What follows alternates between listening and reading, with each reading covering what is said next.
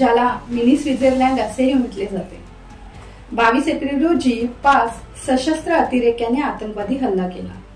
खास म्हणजे पुरुषांना त्यांचा धर्म विचारून मारण्यात आले। तिथे असणाऱ्यांपैकी फक्त हिंदू पुरुषांना गोळ्या झाडण्यात आल्या। 28 हिंदू पुरुष टुरिस्ट या हल्ल्यामध्ये मारले गेले। याचाच अर्थ हा हल्ला देशाविरोधात नसून धर्माविरोधात होता। या हल्ल्याची जबाबदारी TRF म्हणजे द रेजिस्टंट फ्रंटने घेतली आहे। रेजिस्टंट फ्रंट ही पाकिस्तानची लष्कर-ए तैयबाची एक आतंकवादी संघटना आहे। याचाच अर्थ हा हल्ला पाकिस्तानने केल्याचा स्पष्ट होत आहे। हा हल्ला का झाला आणि आजच का हे सर्वांनाच माहित आहे। आजच्या ह्या व्हिडिओमध्ये आपण हल्ल्यामुळे निर्माण झालेल्या युद्ध परिस्थितीची इन्फॉर्मेशन घेणार आहोत।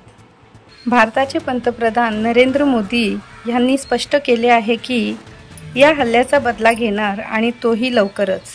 मोदींनी तिन्ही लष्कर प्रमुखांची बैठक बोलावली होती। शिवाय सर्वपक्षीय बैठका सुद्धा पार पडल्या आहेत। सलग 2 दिवस मोदी आणि शहा यांनी सगळे दौरे रद्द करून वेगवेगळ्या अधिकारी आणि कॅबिनेटच्या बैठका होत होत्या। भारत सगळ्या देशांना पाकिस्तानच्या हल्ल्यातील पुरावे देत सांगत आहे आणि हल्ल्यापूर्वी एक मजबूत केस बनवत आहे। म्हणजे भारत युद्धाची तयारी करत आहे हे नक्की। भारताने तातडीने सिंधू नदी करार रद्द करून पाकिस्तानला संदेश दिला आहे की आता भारत शांत बसणार नाही। भारताच्या हालचालींना वेग आला आहे हे बघून पाकिस्तानला नीट सुचत नाहीये की नक्की काय करावं। त्यांचे नेते देखील काहीही स्टेटमेंट देत आहेत।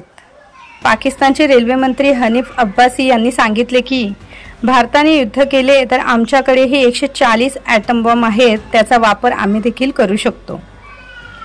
पाकिस्तानी नेते बिलावल भुट्टो हा म्हणाला की अगर सिंधु नदी में पानी नहीं बहेगा तो हिंदुस्तानियों का खून बहेगा।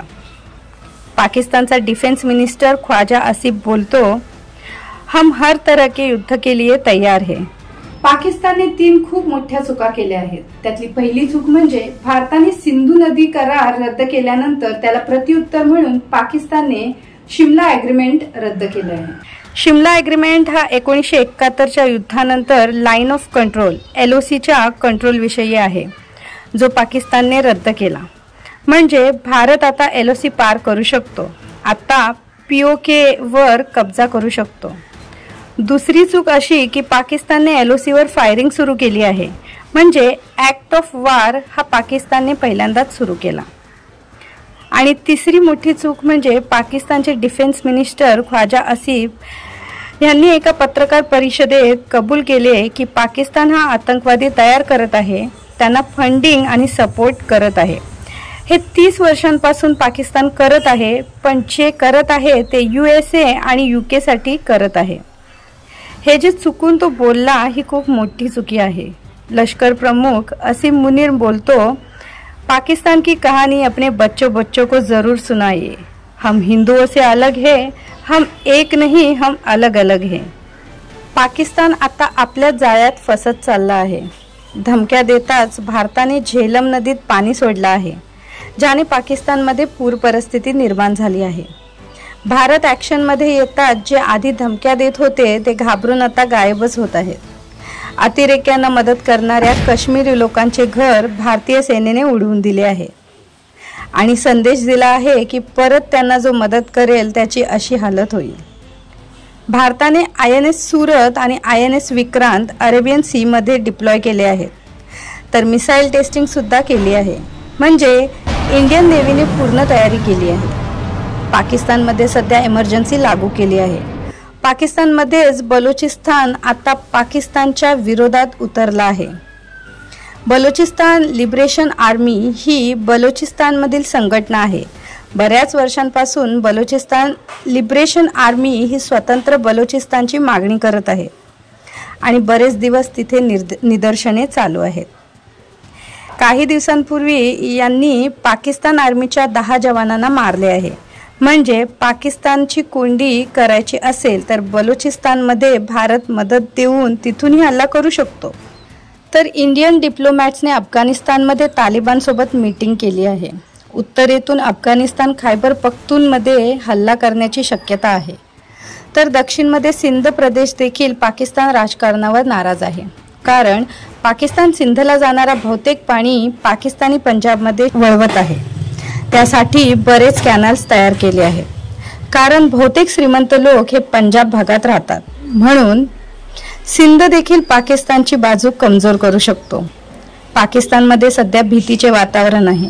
मोदी कधीही हल्ला करू शकतो अशी भीती पाकिस्तानला वाटत आहे, आणि त्यातच पाकिस्तान सेनेच्या 150 अधिकाऱ्यांनी व हजारो सैन्याने राजीनामे दिले आहेत।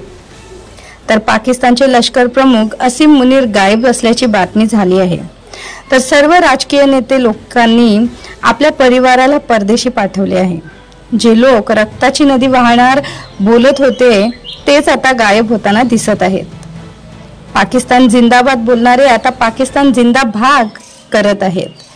पाकिस्तानचे पूर्व प्रधानमंत्री नवाज शरीफ यांनी मोदीच्या नादाला लागू नको असा सल्ला आपल्या भावाला म्हणजे सध्याच्या पंतप्रधान शहबाज शरीफ यांना दिले आहे। मोदी आता काय करतील यावर लक्ष लागले आहे। पुन्हा सर्जिकल स्ट्राईक करतात की अजून काही? तिथे पाकिस्तानकडे शस्त्रसाठा कमी होता, म्हणून टर्कीने विमानाने शस्त्रसाठा पाठवला असल्याची बातमी आली होती। त्याबद्दल भारताने टर्कीला विचारले असता टर्कीने माघार घेत आम्ही काही दिले नाही असे म्हटले। अमेरिकेनेही पाकिस्तानच्या विरोधात स्टँड घेतला आहे, परंतु भारत अमेरिकेवर डोळे बंद करून विश्वास ठेवणार नाही। चीन सध्या गप्प आहे, पण चीन पाकिस्तानला मदत करण्याची शक्यता आहे, परंतु बाकी देशांच्या दबावामुळे चीन देखील शांत आहे। भारताला आपला काश्मीर परत मिळवण्याची चांगली संधी आहे आणि भारत ती गमावणार नाही असे दिसून येत आहे। आज भारताचे फायटर रायफल प्लेन LOC वर घिरट्या मारताना दिसले। शिवाय काश्मीरमध्ये मेडिकल फॅसिलिटीज सुद्धा वाढवली आहे। उद्या नरेंद्र मोदी CCS म्हणजेच कॅबिनेट कमिटी ऑन सिक्युरिटी आणि CCPA म्हणजेच cabinet committee on political affairs ह्या मीटिंग घेणार आहेत।